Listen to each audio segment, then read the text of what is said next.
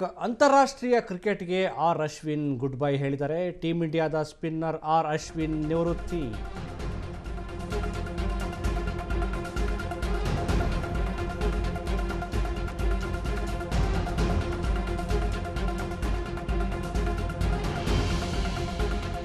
ಅಂತಾರಾಷ್ಟ್ರೀಯ ಕ್ರಿಕೆಟ್ಗೆ R Ashwin good bye. Team ಇಂಡಿಯಾದ ಸ್ಪಿನ್ನರ್ ಆರ್ ಅಶ್ವಿನ್ ನಿವೃತ್ತಿಯಾಗಿದ್ದಾರೆ. ಅಂತಾರಾಷ್ಟ್ರೀಯ ಕ್ರಿಕೆಟ್ಗೆ ಅಶ್ವಿನ್ ನಿವೃತ್ತಿ ಘೋಷಣೆ ಮಾಡಿರುವಂಥದ್ದು. 106 ಟೆಸ್ಟ್ ಪಂದ್ಯಗಳಲ್ಲಿ 537 ವಿಕೆಟನ್ನು ಪಡೆದಿರುವಂಥ ಅಶ್ವಿನ್ ಎಲ್ಲ ಮಾದರಿಯ ಅಂತಾರಾಷ್ಟ್ರೀಯ ಕ್ರಿಕೆಟ್ಗೆ ವಿದಾಯ ಹೇಳಿದ ಆರ್ ಅಶ್ವಿನ್ ವೆಸ್ಟ್ ಇಂಡೀಸ್ ವಿರುದ್ಧದ ಟೆಸ್ಟ್ ಪಂದ್ಯದಲ್ಲಿ ಪದಾರ್ಪಣೆ ಮಾಡ್ತಾರೆ. 2011 ನವೆಂಬರ್ 6ರಂದು ಕ್ರಿಕೆಟ್ಗೆ ಪದಾರ್ಪಣೆ ಮಾಡಿದಂಥ ಅಶ್ವಿನ್ ಅಂತಾರಾಷ್ಟ್ರೀಯ ಕ್ರಿಕೆಟ್ಗೆ ಆರ್ ಅಶ್ವಿನ್ ಗುಡ್ ಬೈ ಹೇಳಿದ್ದಾರೆ. ಟೀಮ್ ಇಂಡಿಯಾದ ಸ್ಪಿನ್ನರ್ ಆರ್ ಅಶ್ವಿನ್ ನಿವೃತ್ತಿ ಘೋಷಣೆ ಮಾಡಿರುವಂಥದ್ದು. ಅಂತಾರಾಷ್ಟ್ರೀಯ ಕ್ರಿಕೆಟ್ಗೆ ಆರ್ ಅಶ್ವಿನ್ ಅವರು ವಿದಾಯ ಹೇಳಿರುವಂಥದ್ದು. ಇದು ಅವರ ಅಭಿಮಾನಿಗಳಿಗೆ ಒಂದು ರೀತಿ ಶಾಕ್ ಸುದ್ದಿ. ಟೀಮ್ ಇಂಡಿಯಾದ ಸ್ಪಿನ್ನರ್ ಆರ್ ಅಶ್ವಿನ್ ಅವರು ಎಲ್ಲ ಮಾದರಿಯ ಕ್ರಿಕೆಟ್ಗೆ ವಿದಾಯ ಹೇಳಿರುವಂಥದ್ದು. 106 ಟೆಸ್ಟ್ ಪಂದ್ಯಗಳಲ್ಲಿ 537 ವಿಕೆಟನ್ನು ಪಡೆದಿರುವಂಥ ಅಶ್ವಿನ್ ಅವರು ತಮ್ಮದೇ ಆದ ಒಂದು ಸ್ಪಿನ್ನಿಂಗ್ ಮೋಡಿಯ ಮೂಲಕ ಎದುರಾಳಿ ಕ್ರಿಕೆಟರ್ಗೆ ಅಥವಾ ಬ್ಯಾಟ್ಸ್ಮನ್ಗಳಿಗೆ ಒಂದು ರೀತಿಯ ನಡುಕವನ್ನು ಹುಟ್ಟಿಸ್ತಾ ಇದ್ದರು, ಗಲಿಬಿಲಿಗೊಳಿಸ್ತಾ ಇದ್ದರು ಆರ್ ಅಶ್ವಿನ್ ಅವರು. ಇದೀಗ ಕ್ರಿಕೆಟ್ಗೆ ವಿದಾಯ ಹೇಳಿರುವಂಥದ್ದು.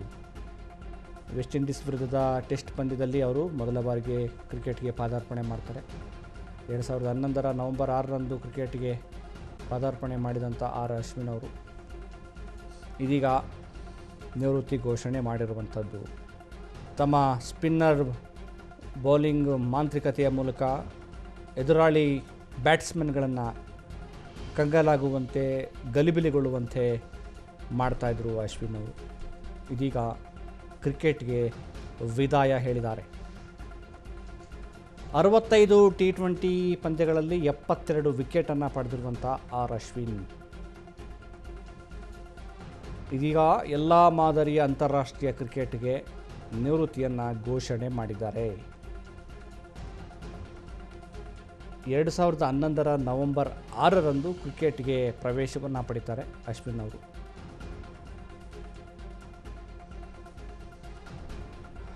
ಟೀಮ್ ಇಂಡಿಯಾದ ಸ್ಪಿನ್ನರ್ ಅಂತಾರಾಷ್ಟ್ರೀಯ ಕ್ರಿಕೆಟ್ಗೆ ವಿದಾಯ ಹೇಳಿದ್ದಾರೆ. 106 ಟೆಸ್ಟ್ ಪಂದ್ಯಗಳಲ್ಲಿ 537 ವಿಕೆಟನ್ನು ಪಡೆದಿದ್ದಾರೆ.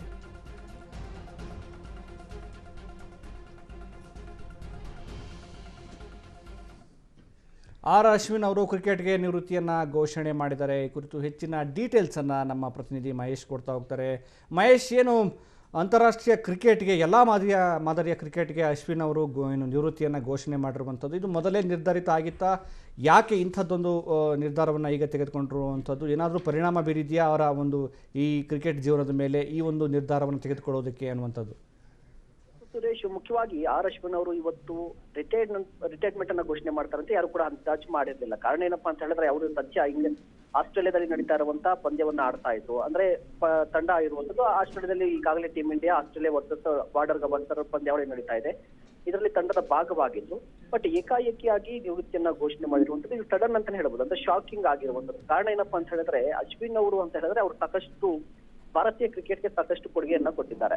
ನೀವು ಫಾರ್ ಎಕ್ಸಾಂಪಲ್ ಅಂತ ಹೇಳೋದಾದ್ರೆ 2011ರಲ್ಲಿ ನಡೆದಂತ ವಿಶ್ವಕಪ್ ನಲ್ಲಿ ಕ್ವಾರ್ಟರ್ ಫೈನಲ್ ಅಲ್ಲಿ ಆಸ್ಟ್ರೇಲಿಯಾ ವಿರುದ್ಧದ ಕ್ವಾರ್ಟರ್ ಫೈನಲ್ ಮ್ಯಾಚ್ ಅಲ್ಲೂ ಕೂಡ ಅತಿ ಹೆಚ್ಚು ವಿಕೆಟ್ ಗಳನ್ನ ಕಬಳಿಸಿದ್ರು. ಅದೇ ರೀತಿಯಾಗಿ ಭಾರತದ ಪರವಾಗಿ ಅತಿ ಹೆಚ್ಚು ವಿಕೆಟ್ ಗಳನ್ನ ಪಡೆದ ಆಫ್ ಸ್ಪಿನ್ನರ್ ಆಗಿ ದಾಖಲೆಗಳನ್ನ ಪಡೆದಿದ್ರು. ಹೀಗೆ ಸಾಕಷ್ಟು ಸಾಧನೆಗಳನ್ನ ಮಾಡಿದ್ರು ಇವರು ಅಶ್ವಿನ್ ಅವರು. ಆದ್ರೆ ಏಕಾಏಕಿಯಾಗಿ ಘೋಷಣೆ ಮಾಡಿರುವಂತದ್ದು ಒಂದು ರೀತಿಯಾಗಿ ಶಾಕಿಂಗ್ ಆಗಿದೆ. ಈ ರೀಸನ್ ಏನು ಅಂತ ಹೇಳಿದ್ರೆ, ಮುಖ್ಯವಾಗಿ ರೀಸನ್ ಏನಾಗಿರಬಹುದು ಅಂತ ಹೇಳಿದ್ರೆ ಇತ್ತೀಚಿನ ದಿನಗಳಲ್ಲಿ ಅಶ್ವಿನ್ ಅವರಿಗೆ ಹೆಚ್ಚಿನ ಅವಕಾಶಗಳು ಸಿಗ್ತಾ ಇರಲಿಲ್ಲ. ಕಾರಣ ಏನಪ್ಪಾ ಅಂತ ಹೇಳಿದ್ರೆ ಯುವಕರಿಗೆ ಹೆಚ್ಚಿನ ಅವಕಾಶಗಳನ್ನ ಪಡೆದುಕೊಳ್ತಾ ಇತ್ತು. ಯುವಕರು ಹೆಚ್ಚಾಗಿ ಈಗ ಕ್ರಿಕೆಟ್ಗೆ ಬರ್ತಾ ಇರುವಂತದ್ದು, ಜೊತೆಗೆ ಟೀಮ್ ಇಂಡಿಯಾದಲ್ಲಿ ಸಾಕಷ್ಟು ಪೈಪೋಟಿ ಕೂಡ ನಡೀತಾ ಇರುವಂತದ್ದು.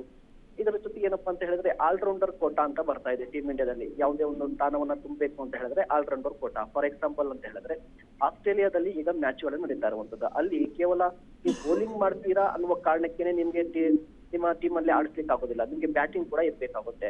ಅದೇ ರೀತಿಯಾಗಿ ಅಶ್ವಿನ್ ಅವರ ವಿಚಾರಕ್ಕೆ ಬಂದ್ರೆ, ಅಶ್ವಿನ್ ಅವರ ಬ್ಯಾಟಿಂಗ್ ಅಂದ್ರೆ ನಿಮ್ಗೆ ಟೀಮ್ ಅಂದ್ರೆ ಭಾರತದಲ್ಲಿ ನಡೆಯುವಂತ ಪಂದ್ಯಾವಳಿಗಳಲ್ಲಿ ಅಶ್ವಿನ್ ಅವರ ಬ್ಯಾಟಿಂಗ್ ಚೆನ್ನಾಗಿರ್ತಿತ್ತು. ಬಟ್ ನಿಮ್ಗೆ ಬೇರೆ ವಿದೇಶದಲ್ಲಿ ನಡೀತಾ ಇರುವಂತ ಪಂದ್ಯಾವಳಿಗಳಲ್ಲಿ ಅಶ್ವಿನ್ ಅವರ ಸ್ಟ್ರೈಕ್ ರೇಟ್ ಆಗಿರ್ಬೋದು, ಆವರೇಜ್ ಆಗಿರ್ಬೋದು ತುಂಬಾ ಕಡಿಮೆ ಇತ್ತು. ಈ ಕಾರಣಕ್ಕಾಗಿ ಅವ್ರಿಗೆ ಪದೇ ಪದೇ ಅವರನ್ನ ಟೀಮ್ ಇಂದ ಡ್ರಾಪ್ ಮಾಡ್ತಾ ಇದ್ರು. ಈಗ ಅದಕ್ಕೆ ನೊಂದು ಏನಾದ್ರು ನಿವೃತ್ತಿಯನ್ನ ಘೋಷಣೆ ಮಾಡಿದ್ದಾರಾ ಅಂತ ಹೇಳಿದ್ರೆ, ನೊಂದು ಘೋಷಣೆ ಮಾಡುವಂತದ್ದು ಏನಿಲ್ಲ. ಯಾಕೆ ಅಂತ ಹೇಳಿದ್ರೆ ಅಶ್ವಿನ್ ಈಗಾಗಲೇ ಸಾಕಷ್ಟು ಸಾಧನೆಗಳನ್ನ ಮಾಡಿರುವಂತದ್ದು. 106 ಟೆಸ್ಟ್ ಪಂದ್ಯಗಳಲ್ಲಿ 537 ವಿಕೆಟ್ಗಳನ್ನ ಪಡೆದಿದ್ದಾರೆ. ಅದೇ ರೀತಿಯಾಗಿ ಏಕದಿನ ಪಂದ್ಯಾವಳಿಯಲ್ಲೂ ಕೂಡ 156 ವಿಕೆಟ್ಗಳನ್ನ ಪಡೆದಿರುವಂತದ್ದು. T20ಯಲ್ಲೂ ಕೂಡ ಕಮಾಲ್ ಮಾಡಿರುವಂತದ್ದು. ಹೀಗೆ ಅಶ್ವಿನ್ ಅಂದ್ರೆ ಎಲ್ಲರೂ ಕೂಡ ನೆನಪಾಗುವಂತದ್ದು ಚೆನ್ನೈ ಸೂಪರ್ ಕಿಂಗ್ಸ್ ನೆನಪಾಗುತ್ತೆ. ಟೀಮ್ ಇಂಡಿಯಾ ಪರವಾಗಿ ಒಂದಿಷ್ಟು ಅತ್ಯದ್ಭುತವಾದಂತಹ ಪಂದ್ಯಗಳಲ್ಲಿ ಅವರು ಗೆಲ್ಲಿಸಿಕೊಟ್ಟಿರುವಂತದ್ದು. ಜೊತೆಗೆ ಕೇವಲ ನಿಮ್ಗೆ ಹರ್ಭಜನ್ ಸಿಂಗ್ ನಂತರ ಟೀಮ್ ಇಂಡಿಯಾದಲ್ಲಿ ಇಲ್ಲಿ ಆಫ್ ಸ್ಪಿನ್ನರ್ ಗಳಂತ ಬರ್ತಾರೆ. ನಮ್ಗೆ ಈ ಸ್ಪಿನ್ ವಿಭಾಗಕ್ಕೆ ಸಂಬಂಧಪಟ್ಟಂತೆ ಟೀಮ್ ಇಂಡಿಯಾದಲ್ಲಿ 3 ಹೆಸರು ಹೆಚ್ಚಾಗಿ ಕೇಳಿ ಬರುವಂತದ್ದು ಇತ್ತೀಚಿನ ದಿನಗಳಲ್ಲಿ. ಈ ಹಿಂದೆ ಹೋದ್ರೆ ಅನಿಲ್ ಕುಂಬ್ಳೆ ಅವರ ಹೆಸರು ಕೇಳಿ ಬರ್ತಾ ಇತ್ತು. ಅದಾದ ನಂತರ ಹರ್ಭಜನ್ ಸಿಂಗ್ ಅವರ ಹೆಸರು ಕೇಳಿ ಬರ್ತಾ ಇತ್ತು. ಅದರ ಉತ್ತರಾಧಿಕಾರಿಯಾಗಿ ಕಾಣಿಸ್ಕೊಂಡಿದ್ದು ಅಶ್ವಿನ್ ಅವರು. ಯಾಕೆ ಉತ್ತರಾಧಿಕಾರಿ ಅಂತ ಹೇಳ್ತೀನಿ ಅಂದ್ರೆ, ಭಾರತಕ್ಕೆ ಬರುವಂತಹ ಯಾವುದೇ ವಿದೇಶಿಯ ತಂಡಕ್ಕೆ ಸಿಂಹ ಸ್ವಪ್ನವಾಗಿ ಕಾಡ್ತಾ ಇದ್ದು ಅಶ್ವಿನ್ ಅವರು. ಈಗ ನಿವೃತ್ತಿಯನ್ನ ಘೋಷಣೆ ಮಾಡಿದ್ದಾರೆ. ಬಟ್ ಲಾಸ್ ಅಂತ ಹೇಳಿದ್ರೆ ಲಾಸ್ ಇದ್ದೇ ಇರುತ್ತೆ. ಬಟ್ ಅವರ ಸ್ಥಾನವನ್ನ ತುಂಬುವಂತ ಯುವಕರು ಕೂಡ ಸಾಕಷ್ಟು ಜನ ಭಾರತದಲ್ಲಿ ಇರುವಂತದ್ದು. ಸುರೇಶ್. ಓಕೆ ಮಹೇಶ್, ಧನ್ಯವಾದ ನಿಮ್ಮೆಲ್ಲ ಡೀಟೇಲ್ಸ್ಗೆ.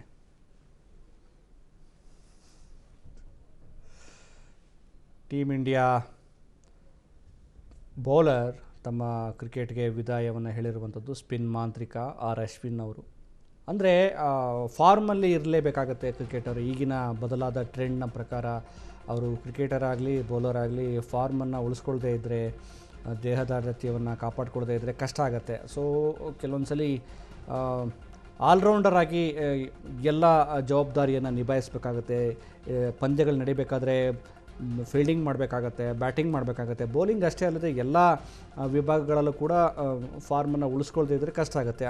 ಆ ವಿಚಾರದಲ್ಲಿ ಏನಾದರೂ ಅಶ್ವಿನ್ ಅವರು ವೈಫಲ್ಯ ಆದ್ರೆ ಗೊತ್ತಿಲ್ಲ, ಅದಕ್ಕೆ ಸ್ಪಷ್ಟನೆಯನ್ನು ಅವರೇ ಕೊಡಬೇಕಾಗತ್ತೆ. ಈಗ ಒಳ್ಳೆ ಬೌಲಿಂಗ್ನಲ್ಲಂತೂ ಒಳ್ಳೆ ಚಮತ್ಕಾರವನ್ನು ತೋರಿರುವಂಥವ್ರು ಅಶ್ವಿನ್ ಅವರು, ಸ್ಪಿನ್ ಮಾಂತ್ರಿಕ. ಇದೀಗ ಕ್ರಿಕೆಟ್ನ ಎಲ್ಲ ಮಾದರಿಗೂ ಕೂಡ ಈಗ ನಿವೃತ್ತಿಯನ್ನು ಘೋಷಣೆ ಮಾಡಿರುವಂಥದ್ದು. 2011 ನವೆಂಬರ್ 6ರಂದು ಅವರು ಕ್ರಿಕೆಟ್ಗೆ ಪಾದಾರ್ಪಣೆ ಮಾಡ್ತಾರೆ ಅಶ್ವಿನ್ ಅವರು. ಟೀಮ್ ಇಂಡಿಯಾದ ಸ್ಪಿನ್ನರ್ ಆಗಿ ಈಗಾಗಲೇ ಮಹೇಶ್ ಅವರು ಹೇಳ್ತಾ ಇದ್ದಾಗೆ ಹರ್ಭಜನ್ ನಂತರ ಆಫ್ ಸ್ಪಿನ್ನರ್ ಆಗಿ ಒಂದು ಕೈ ಚಳಕ ಇದೆಯಲ್ಲ, ಅದನ್ನು ಆ ಸ್ಥಾನವನ್ನು ತುಂಬ್ತಾಯಿದ್ರು. ಆದರೆ ಕೆಲವೊಂದು ಸಲ ಏನಾಗುತ್ತೆ, ಈ ಪೈಪೋಟಿ ಅನ್ನುವಂಥದ್ದು ಬಹಳ ಮುಖ್ಯ ಆಗುತ್ತೆ. ಆ ಫಾರ್ಮಲ್ಲಿ ಉಳ್ಕೊಳ್ಳೋದು ಬಹಳ ಮುಖ್ಯ ಆಗುತ್ತೆ. ಆ ನಿಟ್ಟಿನಲ್ಲಿ ಟೀಮ್ ಇಂಡಿಯಾಗೆ ಇವರ ಪರ್ಫಾರ್ಮೆನ್ಸ್ ಅಷ್ಟೊಂದು ಇನ್ನೂ ಅಗತ್ಯ ಇತ್ತಾ